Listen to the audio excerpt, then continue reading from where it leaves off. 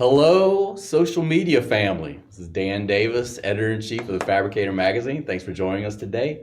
I'm joined by Pat Simon, our Director of Education and Membership here at FMA. FMA, Fabricators Manufacturers Association, for those of you who don't have a scorecard at home. We're joined today by Gregg Simpson, President of Ohio Laser out of Ohio. I guess it's redundant, but Columbus. Columbus, that's what I was looking for. I was trying to dig myself out of the hole because I didn't do proper preparation. But we're here to talk about the FMA Annual Meeting coming up in March, specifically March 1st through 3rd. It's going to be in Miami this year. And Gregg is a fabricator and also a member of FMA. And we're hoping to chat with him to give you an idea, the people watching this, a reason why you should be at the FMA Annual Meeting. And before we jump into it, Gregg, do you mind sharing some information with our audience? What is Ohio Laser all about, and maybe the story of how it got started? Okay. So my background is in welding engineering, and I ended up buying Ohio Laser back in 2001. And Ohio Laser, I've been involved in a couple other companies before that. I started back in the fabrication industry right after I got out of Ohio State in 1984. And I always wanted to be more involved as an owner. And so I started up a company here in Columbus with a couple partners and some angel money. That didn't work out for me. And then I bought Ohio Laser back in 2001. And, I've always been involved in some form or fashion with the FMA for a long time. I remember going to some of the very early shows that they had, and they were still doing them at the Rosemont in Chicago, just us in Schaumburg there. So, but I mean, Ohio Laser's a fabricator. We have about 90 people working for us right now, bunch of lasers, flat laser cutting, tube laser cutting, machining, welding, outsourced paint, and some other stuff. And one of the key things that I like being a contract manufacturer is through the years, it's been really interesting to get involved with the FMA and seeing what they can help you with, bring to the table. So, yeah. How long have you been going to that annual meeting? Taxing my memory, but it runs in my mind. There was a Metal Matters one, which I think was the forerunner of the leadership conference. I think I was at one or two of those, maybe in 2008 or 2009. And then consistently since we went to Carefree Arizona. Pat, what year was that again? I'd say 2012. 2012. I've been to every one of them since. So I think I missed one. Pardon me. I may have missed one for like wedding or something like that. Yeah, and for those not familiar, I mean, what year is this of the annual meeting? So this is it's taken on many forms. It started as some separate conferences. So those conferences started all the way back in 1999 in some format. I think it was the sheet metal technical conference is what we called it. Toll processing conference was another separate one. They merged them together. It became Metal Matters, and it became the annual meeting, and that was before my time. But since 1999, in some format, we have been bringing leaders together from the metals and the fabricating industry, to try to network and bring leadership topics and technology information in a different way to share it as more of a community, tight-knit networking style event. And Gregg, what are some of the reasons you attend the conference? Well, I just go back and my prior experience was, sitting there and I wanted to learn more about what other people are doing, what managerial styles are working for people. And, you guys have a bunch of technical sessions that you can go to and learn. And, being the fact that I was an owner and so forth for a number of years, and then suddenly without any partners doing it on my own, I had to learn some skill sets that I didn't possess at the time. So I'm after all the information that I could find. And it was really cool because there's some managerial stuff there. There was, how to value your company, how to go and do certain things and hire people. And, at that time it was, how do you hire the Gen Z generation? Now it's the millennials. Now it's the Gen Zers, and how do you hire them and what are they looking for? And you can get some of that stuff everywhere, but in a compressed situation like that, I was able to put together a bunch of stuff that helped me along in my running my business and getting a bunch of stuff going. So it was really valuable in that standpoint. And I think then, from Gregg's point is it's really an event that's geared towards leadership. It's geared towards ownership and upper management. So, you might go to FabTech to see all the machinery and see the industry, what's going on. You're going to see a lot of things there. But when you come to the annual meeting, you'll see a lot of the players from FabTech at the annual meeting, but you're digesting it kind of in smaller pieces. We've broken down the schedule so you can get a flavor of that management track. You can get more of a technical track if you'd like. There's a lot of networking spread out in there, which we all know is the number one reason people join the FMA and attend our events, is to network with people like you from other areas of the country, right? So Gregg can talk to someone from California, Texas, Minnesota, maybe not necessarily a direct competitor, Right. but they're doing the same things, Yeah. and that's really valuable. And those relationships get forged, and then that's what builds this community that is so fun to watch, Greg, can you comment on what it's like to be a part of that community? Because, to me, it's kind of like watching a fraternity that you haven't been invited to solely. Because, we're here to report and share stories, but we don't do it for a living. We're not the guys that know the secret handshake. But, the people who do the job shop, contract manufacturing, even in product manufacturing, I think kind of people have attended the conference in the past. What do you get from those peers of yours? boy, that has just been so valuable. It's just been so valuable. I mean, the relationships that I developed there have turned into other relationships that continue to this day. I have a few, what I call extremely friendly competitors that we share stuff back and forth, and it's helped us a lot with that. And just meeting everybody, and you really do find out that, a lot of these people are just there to help, I mean, I wouldn't say helpful. How do I want to say this? It's a community that kind of puts together. You realize that you're not competing with everybody on 100% of the stuff. You're not I'm a shop of 90 people. I'm running into people that have been in there anywhere from 5 or 6 to several hundred, and we kind of compete against each other, and most of the times we don't. We're in different parts of the country. You get a different feel for what's going on out there. You go visit some of these shops, and they sit there, and once you get to know somebody like this, they let you in. You start talking. Hey, what's working for you? What's not working for me? Is this equipment good? Does this process work for you?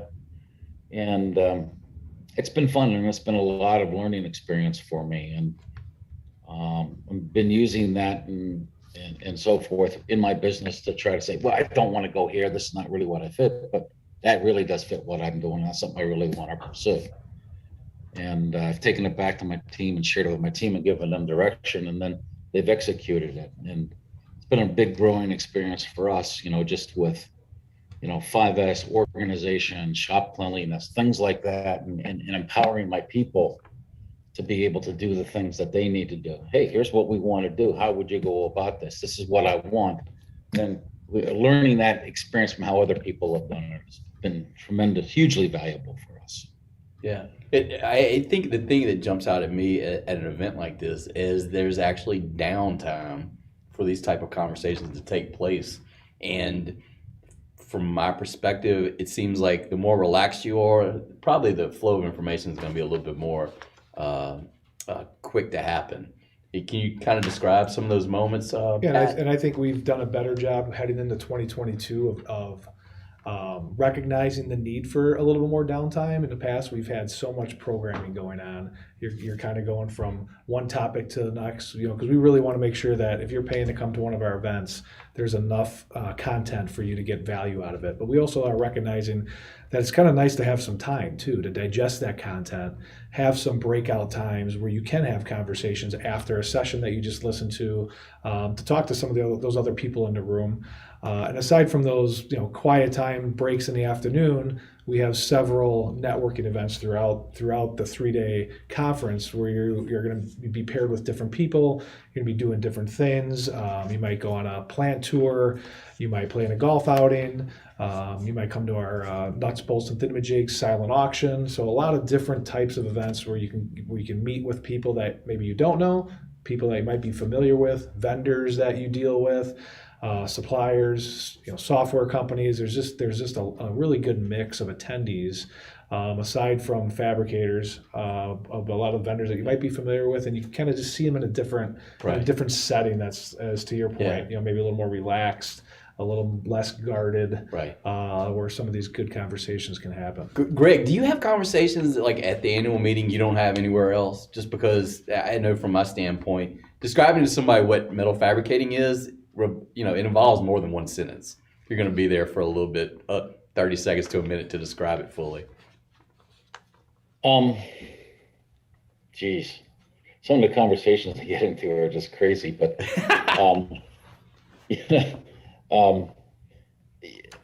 just like talking with steel vendors or like Chris Keel when he's there and he's talking about the economy and just talking with him and seeing what he's going, because he's pretty knowledgeable and giving us some pretty good feedback and information. He's been at it a long time. But you take that and the next thing you know, you're over there talking to somebody about process improvements or ERP software or something. And the next thing you know, you're in so many different avenues and things. And now with the FMA being involved with the ASD, Association of Steel Distributors, I've gotten to meet a whole different class of steel vendors that are out of the primary steel supply side, but yet still bring a lot of value to the equation, and having conversations with those guys and how they approach their business and so forth, which has been really, really a lot of fun. So, meeting these people from all over the country. I can just name a few places, just outside of the Central Valley, up in Sacramento, Dallas, Houston, Florida, Minneapolis, Chicago, Detroit. Just all over the place.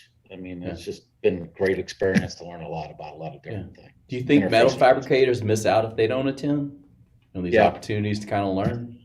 Yeah, but you've got to be open. You've got to be open and be willing to look at somebody and say, is he a competitor of mine? Or are we complementing each other? Or can he really be a competitor? Yeah, possibly. But at the same time, you look at it and go, is he really going to steal my customers?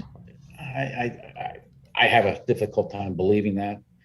And if you're good at what you do and feel confident in what you're doing, you have a great relationship with your customers. And the only way you get that, to give you that confidence, and the only way you get that is to know what's out there and how you can bring this in and make yourself better. And I think that's tremendous help to everybody. So you got to approach it with an open mind, be somewhat guarded, but I think it's great. I think it's a wonderful opportunity. And, I play golf, so I play golf and have sometimes 4 or 5 hours to undisturbed with these guys to figure out what they're doing. And it's a good experience.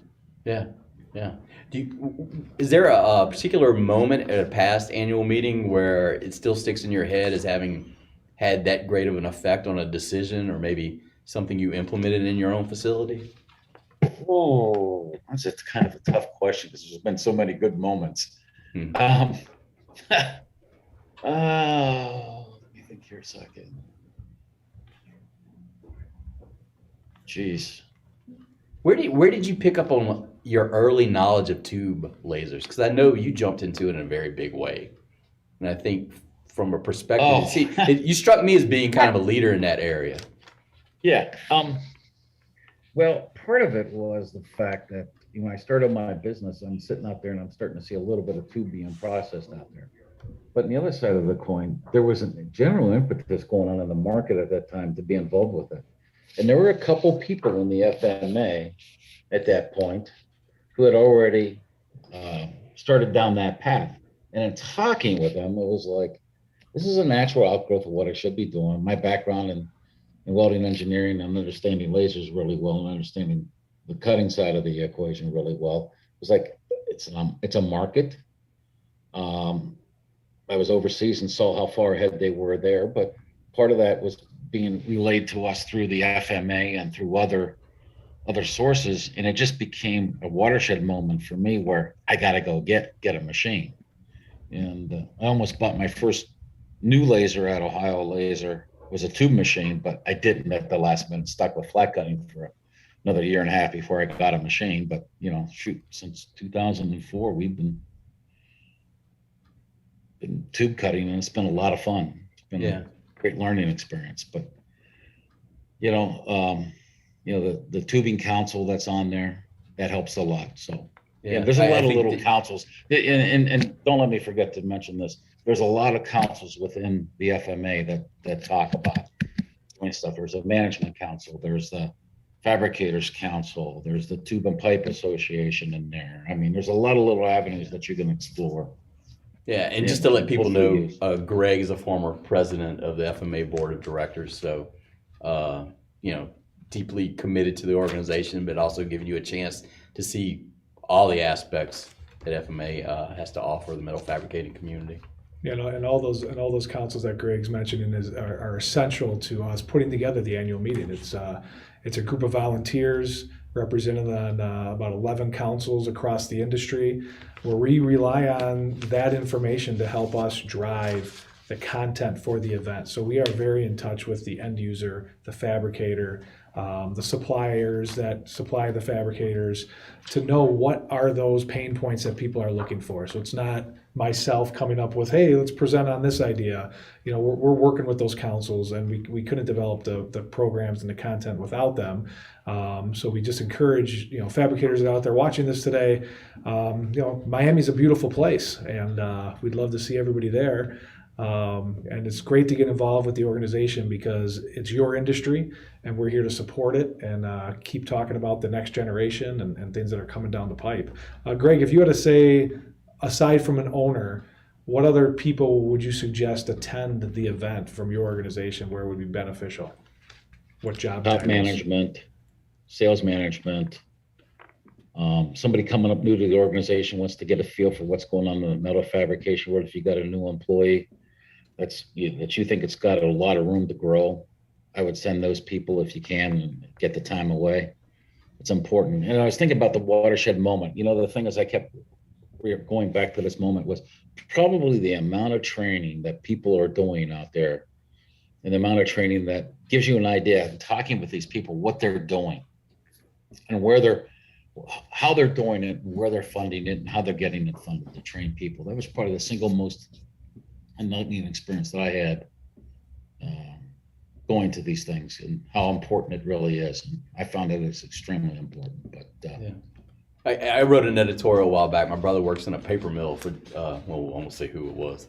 But they had a team building exercise where they flew them to one of the NASCAR facilities where they went through the tire change and everything. Pit crew? Yeah, my brother's a shop floor guy, and he still talks about that to this day. Yeah. That type, they thought enough to invest in that. And, the highlight of the trip for him is this makes me laugh. They would go out in the evenings, and he was hanging out with two people that didn't imbibe in alcohol. So he had the opportunity to enjoy their beers while they didn't. So, but anyway, that's not the point. The point is that people value that type of investment in themselves, and FMA Annual Meeting is a great way to do that. So anything you'd like to share with fabricators? Maybe one last point, Gregg? If you ever wanted to, one of the coolest things you brought up racing and tire change. I remember a few years ago we were down I was down in Charlotte, and we went to Joe Gibbs Racing. That was really, really a cool thing. It was more of a tour for fabricators and so forth, but that was really cool to be able to go in and see certain things, and going to some of these plants that you can get into that you normally can't get into and can't see. You'll learn a lot in these tours too, not just coming to these events, but there's other things within the FMA that people don't realize that they're missing, and become a member. You got to become a member and utilize the expertise that's there. You really do. Well, great. Well, thanks so much, Gregg. We enjoyed the chat, and we don't want to take too much of your time. We know you got a fab facility to run. So hope all's well, and have a great holiday season. Merry Christmas. Happy New Year. Thank you. I appreciate you having me. And you guys have a good Christmas. You all have a good Christmas, and Happy New Year as well. So thanks. Appreciate it. Great. Thanks, Gregg. Thanks, Gregg. Yeah. See ya.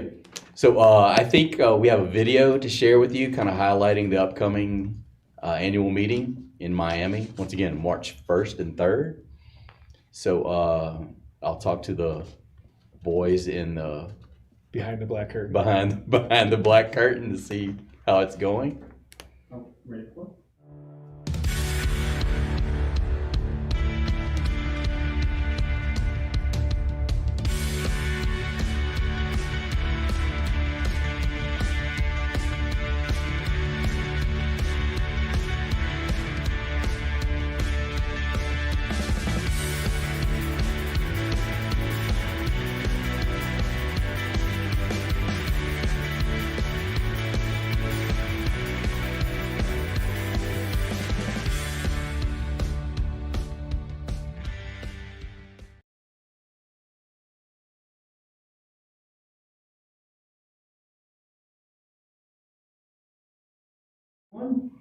Great. So you've seen the video, and does it capture kind of what people can expect at an FMA annual meeting? Yeah, it's just a great highlight of all the different types of events that we have. I think you could see that, you know, it's a good group of people. We have 300 to 400 people is what we typically expect from an attendance standpoint at the meeting, one of our larger events on the education side of the business.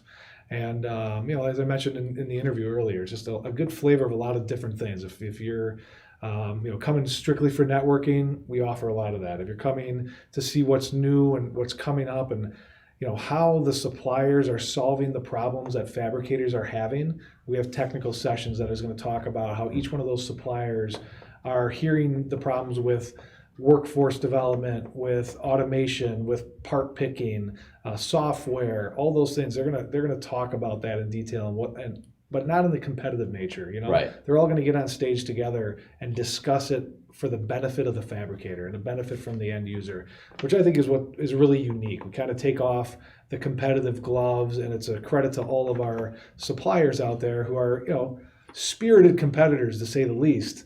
They're able to, you know, kind of put that aside and for the benefit of the industry, come together at FMA's annual meeting every year and put on a great show, content, you know, togetherness, sense of community within our industry to really, you know, put something together that's great for attendees to experience. Yeah, and the opportunity to kind of get that information, not necessarily from, say, a vendor or a consultant, but maybe a peer who might be involved with that. There's always that. So the peer-to-peer discussions can prove to be pretty important for some of the folks attending. Locations, Miami. We were supposed to be there last year. We're supposed to be there last year, Miami, Biscayne Bay. So it's beautiful. Miami, not too far away from South Beach if you feel like, you know, getting adventurous after the night ends. March 1st, we start the event off with a golf outing at Miami Beach Golf Club. If you're not a golfer, we have a bus and bagels tour. We're still putting together where that tour is going to be. To answer some questions I've heard already, it's not a tour of a bagel facility. So it will be a manufacturing facility, but we'll have bagels for you to eat on the bus. So I've had that question about the bus and bagels tour. Pretty good question. Yeah, not a bad question. Came from one of our members, Mr. Randy Glick from Alro Steel. So there you go. I listen when he asks. Listening is good. You know, so we start the actual event off with the Fabricator of the Year presentation. Correct. Which Mr. Dan Davis here will be rewarding to. Yep.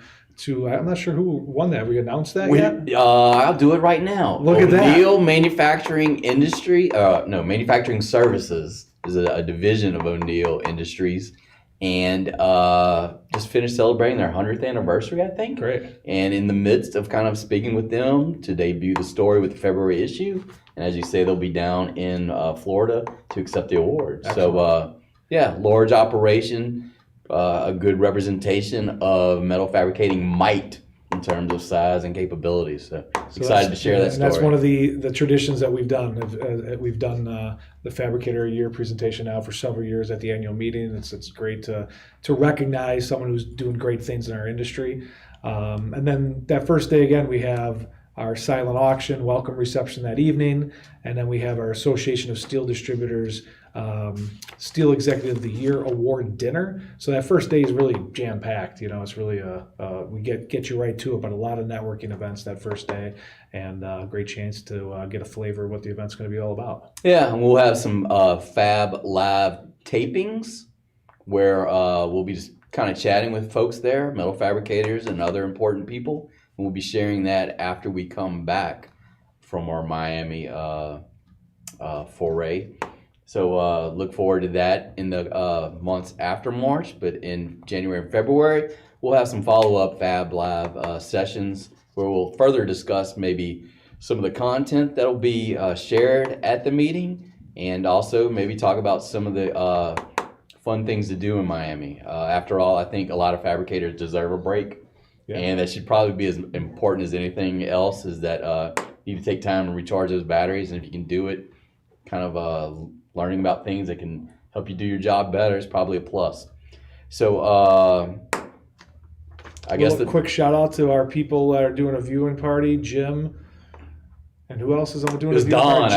Jim and Don. Shout out to you guys. Thanks for tuning in today. Yeah, and forgot to ask for questions, but if you actually have questions, feel free and log them in the social media stream you're watching, and we'll follow up, provide those answers. I also want to shout out to Audrey and and the education team who's tuning in as well. Appreciate bumping those numbers. Wow, a lot of shout outs going here. Yeah, everybody shout out. Why not? We're live. There you go. Shout out when you're live. So so that's about it. Super Bowl prediction?